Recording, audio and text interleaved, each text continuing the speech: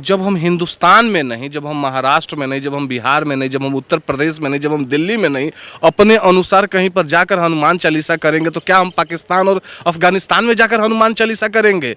इस शर्म आती है, ऐसी घिनौनी राजनीति पे कभी कभी तो विश्वास ही नहीं होता है। ये उद्धव ठाकरे क्या वही बाला साहब ठाकरे के बेटे हैं जिनको हिंदू हृदय सम्राट और हिंदू पुरुष लौह पुरुष बोला जाता था? बाला साहब ठाकरे के बारे में बहुत महाराष्ट्र में प्रसिद्ध हुआ करता था एक कहावत कि कुछ भी हो जाए ये कभी झुक नहीं सकते हैं। इसीलिए बाला साहब ठाकरे को अनडिस्प्यूटेड किंग बताया जाता था महाराष्ट्र का। और उनके बेटा उद्धव ठाकरे, याद है बाला साहब ठाकरे का वो स्टेटमेंट जो उन्होंने बोला था, हाँ मैं हिंदू हूं, मैं एक राष्ट्रवादी कट्टर Hindu, I am a Hindu, I am a mad mad Hindu. ये बात बाला साहब ठाकरे ने बोला था कि मेरे धर्म पर अगर कोई बात आ गया तो राजनीति से पहले मेरे लिए मेरा धर्म है और उस धर्म को बचाने के लिए मैं वो सब कुछ करूंगा जो उस धर्म को बचाने के लिए हमें उस हथकंडे तक लेकर जाए। और उनका बेटा उद्धव ठाकरे के ही नेतृत्व में महाराष्ट्र की सरकार कार्य कर रही है।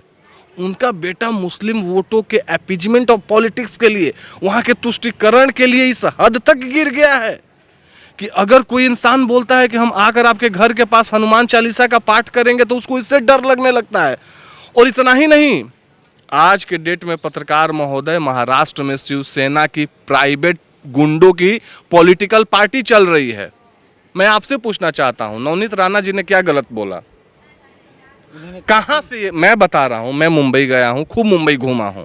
मैंने मुंबई में अपने आंखों से देखा, इसी उद्धव ठाकरे के सरकार में सांता क्रूज वाला रोड आप देखते होंगे। सांता क्रूज वाले रोड में रमजान के महीने में जब इफ्तार का समय होता है तो लोगों के लिए रास्ता बंद कर दिया जाता है।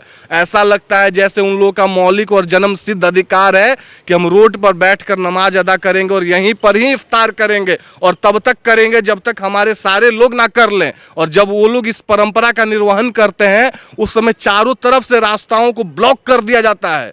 आप बताइए, उतना डेंस पॉपुलेशन वाला सिटी जिसने कितने टेररिस्ट एक्टिविटीज का गवाह बना है, साक्षी बना है, कितने आतंकवादी हमले हुए, कितने निर्दोष लोग मारे गए, वहां पर एक धर्म विशेष को आप रोड पर बैठकर नमाज करने का और इफ्तार करने का सिर्फ इसलिए परमिशन दे रहे हैं क्योंकि आप चाह रहे हैं कि कहीं ना कहीं वो वोट, वो तुष्टीकरण की राजनीति हमारे साथ सट कर आ जाए। लेकिन अगर कोई इंसान बोलता है कि हम शांतिपूर्वक आपके घर के पास जाकर आपके घर के सामने 5 मिनट का हनुमान चालीसा का पाठ कर लेंगे तो आपको उससे डर लगने लगता है। आपको कहीं ना कहीं दिखने लगती है कि हमारी जो सियासत की ये लालच के द्वारा बनाई गई कुर्सी है ये कहीं ना कहीं अब डोल रही है, डगमगा रही है। और इसी डर का नतीजा है कि आज उद्धव ठाकरे और उसके गुंडे महाराष्ट्र में ये कार्य कर रहे हैं। किस तरह से धार्मिक भावनाओं को भड़काने का काम था? क्या हम जय श्री राम और जय हनुमान बोलेंगे, जय श्री कृष्ण बोलेंगे तो इससे किसी का धर्म भड़क जाएगा? और अगर हमारे जय श्री राम बोलने से किसी का धर्म भड़कता है तो 1000 बात भड़के, हम 1000 बात जय श्री राम बोलेंगे। लेकिन जो पुलिस का कहना है, जो नवनीत राणा को जिन्होंने गिरफ्तार किया, कि 2 धर्मों के बीच में ऐसा तनाव पैदा किया जा रहा है, इसीलिए हम लोगों ने गिरफ्तार किया। मैं आपसे पत्रकार महोदय वही पूछना चाह रहा हूं कि क्या किसी हिंदू के हनुमान चालीसा का पाठ करने से 2 धर्मों के बीच खाई पैदा हो जाएगी? अगर ऐसा है तो आप बंद कराइए, वहां पर जो मस्जिद में हो रहा है आप बोले कि वो लोग भी ना करें, क्योंकि जब वो लोग अल्लाह अकबर का नाम ले रहे हैं तो कहीं ना कहीं हिंदुओं के मन में ठेस पहुंच रहा है। ये तो उल्टे यही लोग तुष्टीकरण की राजनीति को बढ़ावा देने के लिए हिंदू और मुसलमान में खाई पैदा कर रहे हैं। अरे भारत तो ऐसा राष्ट्र है कि इधर जय श्री राम भी, उधर अल्लाह अकबर भी, हमें कोई फर्क नहीं पड़ता है। लेकिन हम जय श्री राम बोले तो सांप्रदायिक और वो अल्लाह अकबर बोले तो सेकुलर, ये नहीं चलेगा। महाराष्ट्र की जनता ने, मैं आपको बताना चाहता हूं, महाराष्ट्र की जनता ने अक्टूबर 2020 में जो चुनाव हुआ था देवेंद्र फडणवीस के नाम पे, वहां पे वोट दिया था। और ये लोग चोरी की सरकार बनाए हैं। हर एक जगह बैनर और पोस्टर, आपको भी याद होगा, आप भी कवरेज करने गए होंगे, आपको याद होगा हर एक जगह किसके नेतृत्व में चुनाव हो रहा था?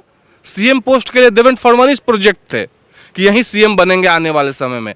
मोदी जी का चेहरा लगता था। शिवसेना का कोई भी एक इलेक्टेड विधायक बता दे कि उसने अपने क्षेत्र में नरेंद्र मोदी जी का, भारतीय जनता पार्टी के शीर्ष नेतृत्व के नेताओं का फोटो नहीं लगाया है, उनके नाम पर वोट नहीं लिया है। वोट लेने के समय आप भारतीय जनता पार्टी के नाम पर वोट ले लिए, हिंदुत्व के नाम पर वोट ले लिए, राष्ट्रवाद के नाम पर वोट ले लिए, और एक बार चोरी की सरकार बनाकर आप उस लहजे को खत्म करना चाहते हैं। आप चाहते हैं कि कंप्लीट रूप से महाराष्ट्र से हिंदुओं को खत्म कर दें। आज आप वही कर रहे हैं जो बंगाल में ममता कर रही है। और देश का जनता, चाहे आपके महाराष्ट्र के जनता हो या पूरे भारतवर्ष का जनता है, अब जनता उतना बेवकूफ़ नहीं है। जनता इस बात को देख रहा है। और एक बात और मैं आपको बताना चाहूँगा कि ये जो कर रहे हैं, न्यायालय है ना, न्यायालय सर्वोपरि है। मुझे कल बड़ी अफसोस हुई, जैसे न्यायालय ने जहांगीरपुरी वाले मामले में स्वतः संज्ञान लिया था। कल सैटरडे का दिन था, कोर्ट खुला हुआ था।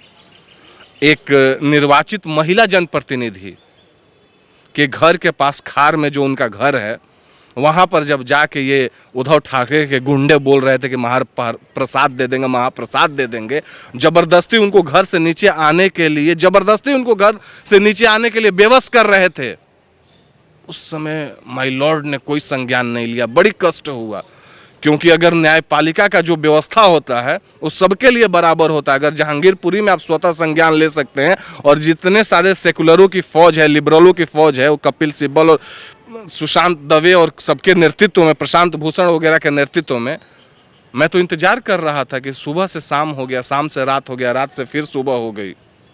आज तक एक भी, चाहे वो ह्यूमन फॉर जस्टिस वाले लोग हों, या वुमेन फॉर जस्टिस वाले लोग हों, या मानवाधिकार वाले लोग हों, या महिला आयोग वाले लोग हों, एक भी लोगों ने वहाँ पर जाकर इस बात को अपना पक्ष रखने का कोशिश नहीं किया कि हुजूर नवनीत राणा के साथ जाती हो रही है। और एक बात और पत्रकार महोदय, मैं सवाल ले लेता हूँ।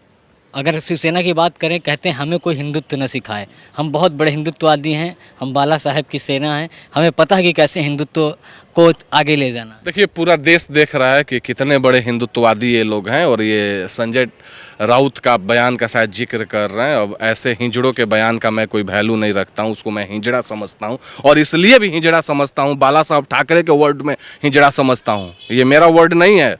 हो सकता है कल को संजय राउत मेरे ऊपर FIR करा दे, दिल्ली से हमें उठवा ले, हमें कोई फर्क नहीं पड़ता है। ये स्टेटमेंट किसने दिया था? बाला साहब ठाकरे ने बोला था कि कांग्रेस हिंजड़ों की पार्टी है। This is not my coat, this is Bala Saheb's coat, जिसके बारे में, जिसके नाम पर वो लोग आज राजनीति कर रहे हैं कि अगर किसी भी परिस्थिति में कोई जाकर कांग्रेस से मिलता है, इसका मतलब वो हिंजड़ा है, हिंजड़ावादियों को सपोर्ट कर रहा है। ये जाकर आप पढ़ लीजिएगा, और अपने दर्शकों को भी बता दीजिएगा कि जाकर कहीं भी सर्च कर लेंगे तो आज जब कांग्रेस के साथ मिलकर सरकार बनाकर वहाँ पर सरकार की मलाई खा रहे हैं, तो ये तो हिंजड़े ही हैं। कभी कंगना रनौत पे हमला करते हैं, महिलाओं की सुरक्षा की बात करते हैं, कभी कंगना रनौत पे हमला करते हैं, कभी नवनीत राणा पे हमला करते हैं। मतलब कहीं ना कहीं पुरुषों से सामने से लड़ नहीं सकते हैं, तो जाकर महिलाओं पर अत्याचार करना है, जुल्म ढाना है, और उसी को वाह रे हिंदुत्व और वाह रे तुम्हारा हिंदुत्ववादी। महाराष्ट्र की जनता तुम्हें नहीं माफ़ करने वाली है, संजय राउत और उद्धव ठाकरे। और एक बात और ध्यान में रख लेना, नवनीत राणा और रवि राणा, भले वो लोग इंडिपेंडेंट हो, किसी पार्टी को सपोर्ट करे या ना करे, इतना तो उनके अंदर संवैधानिक क्षमता और ज्ञान जरूर है कि वहाँ पर जब प्रधानमंत्री जी की मुंबई में रैली प्रस्तावित थी, प्रधानमंत्री जी मुंबई जाने वाले थे, तो उन्होंने स्वतः अपने इस योजना को रद्द कर दिया था।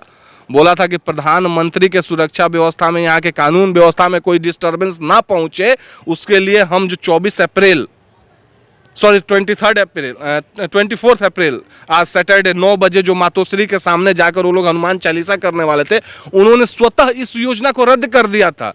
तो जब उन्होंने स्वतः इस योजना को रद्द कर दिया था, तो क्या जरूरत पड़ी थी वहां पर जाकर हमला करने का? कौन से लोकतंत्र को तुम बचाने का कार्य कर रहे थे? कौन से तुम हिंदू मुस्लिम एकता को एक करने का कार्य कर रहे थे? और तुम तो चाह रहे हो कि हिंदू मुस्लिम लड़ जाएं। तुम तो मुस्लिम वोट अपीजमेंट की पॉलिटिक्स के लिए इस कदर गिर गए हो कि तुम चाहते हो कि हिंदू खत्म हो जाए। क्या पालघर के संतों का हत्या हिंदुस्तान के लोग भूल गए? आज भी लोगों को याद है, अप्रैल का ही महीना था राजवीर जी, पूरा देश कोविड की महामारी के चपेट में था, पूरा देश अपना जान बचाने के लिए पड़ा हुआ था, लेकिन उद्धव ठाकरे सरकार और इसके गुंडे पालघर में कैसे वहां पर 2 संतों का निर्मम हत्या किए, ये आपको भी याद होगा और मुझे भी याद है। जिस तरह से कल बीजेपी के नेता किरीट सोमैया जब जाते हैं पुलिस स्टेशन, उन पर पथराव किया जाता, उनको भी बहुत सारी चोटें लगी। क्या वजह है कि आखिरकार शिवसेना इतनी आक्रोशित है? देखिए, मैं आपसे स्पष्ट बताना चाह रहा हूँ, हमारे साइड एक कहावत है कि बबुल का जो पेड़ होता है ना, बबुल के पेड़ के नीचे कभी कभार आम मिल जाता है, आम के पेड़ के नीचे ही आम मिलता है। बबुल के पेड़ के नीचे एक बार आम मिल गया, इसका मतलब ये नहीं है कि आप जब भी बबुल के पेड़ के नीचे जाएंगे तो आपको आम मिल जाएगा। वही हाल शिवसेना नेत्र सरकार की है। इनको पता है कि हम चोरी से सरकार बना लिए हैं, लेकिन अब जैसे जैसे समय बीत रहा है वैसे वैसे अब हम यहाँ से अक्टूबर 2019 से अभी तक 2.5 साल हो गए, 2.5 साल बचा है। अब ये समझ रहे हैं कि इस 2.5 साल को कैसे भी उपयोग, क्या कोई सरकार बात करेगा भाई साहब, जिसके गृह मंत्री पर आरोप हो, जिसके कितने मंत्रियों पर आरोप हो, जेल के सलाखों के पीछे जाकर बंद हो, न्यायालय जिनको जमानत इसलिए नहीं दे रहा हो क्योंकि न्यायालय को पता है कि कहीं ना कहीं करप्शन और क्राइम के लिए आप कन्विक्टेड हैं। ऐसे लोग विकास का बात करेंगे, राष्ट्रवाद का बात करेंगे, नेतृत्व क्षमता का बात करेंगे, और इन लोगों को पता है इसलिए ये लोग परेशान हैं। और उसी का देन था चूंकि किरीट सोमैया भारतीय जनता पार्टी से सांसद रहे, भारतीय जनता पार्टी के नेता हैं, तो इनको राष्ट्रवादियों की छवि जो है वो पच नहीं पा रही है। तो कुछ भी करके ये न किन प्रकार राष्ट्रवादियों के छवि को धूमिल करना चाहते हैं, लेकिन ये समझ नहीं रहे हैं कि ये पब्लिक है, सब जानती है। अब बताइए, किरीट सोमैया पुलिस स्टेशन में गए, भाई जनप्रतिनिधि है, नवनीत राणा जनप्रतिनिधि है, और एक जनप्रतिनिधि को आप वैसे ले जाकर अरेस्ट करते हैं, तो कोई जाकर दूसरा जनप्रतिनिधि उससे मिलता है तो कोई गलत इसमें नहीं कर रहा है। अब सिर्फ आप वहां पर इसलिए जाकर के उनको परेशान करने का कोशिश कर रहे हैं क्योंकि उन्होंने एक राष्ट्रवादी, एक महिला जनप्रतिनिधि के ढाढ़स को बढ़ाने का कार्य किया, और वो भी कब, जब नवनीत राणा और उनके पति ने समाज से मदद मांगा था। अरे हम तो वसुधैव कुटुंबकम की बात करते हैं, हम तो सबके भलाई की बात करते हैं। जब हम भारतवर्ष में रह के, क्या हम हिंदुत्ववादी छवि का निर्माण कर रहे हैं? अगर हम भारतवर्ष में रह के एक महिला के जान को नहीं बचा सकते हैं, एक महिला को सुरक्षित नहीं रख सकते हैं, अगर उसको लगे कि वो असुरक्षित है तो उसको सुरक्षा का हम भावना नहीं देते हैं, और यही काम किरीट सोमैया ने किया। अब बताइए कि किरीट सोमैया पे, अब देखिए वहाँ की खाकी वर्दी भी इन खादीधारियों के चलते दागदार साबित हो रही है। किरीट सोमैया को वहां के पुलिस अधिकारियों ने जबरदस्ती थाने से बाहर निकाला है, जब वहां पे उधर ठाकरे के इन गुंडों की, इन हिजड़ों की फौज पत्थर लिए वहां पर खड़ी थी, और ये लोग पत्थर का बारिश किए हैं वहां पर, उनके गाड़ी पर पत्थर लगा है, उनको चोट लगा, उनके मुंह से ब्लड आया है। क्या कर रहे हैं ये लोग? कौन सा मानवाधिकार का ये लोग परिचय दे रहे हैं? और कहां सेकुलर लिबरल गैंग सब है? जब महाराष्ट्र में, बंगाल में आपने देखा कैसे लोकतंत्र का हत्या हुआ, यहाँ पर अतिक्रमणकारियों के ऊपर बुलडोजर चलाया जाता है तो लोकतंत्र खतरे में आ जाता है, संविधान खतरे में आ जाता है। लेकिन जब एक जनप्रतिनिधि को सरेआम गिरफ्तार किया जाता है, एक जनप्रतिनिधि को सरेआम पीटा जाता है, तो वहाँ पर लोकतंत्र खतरे में नहीं आता है।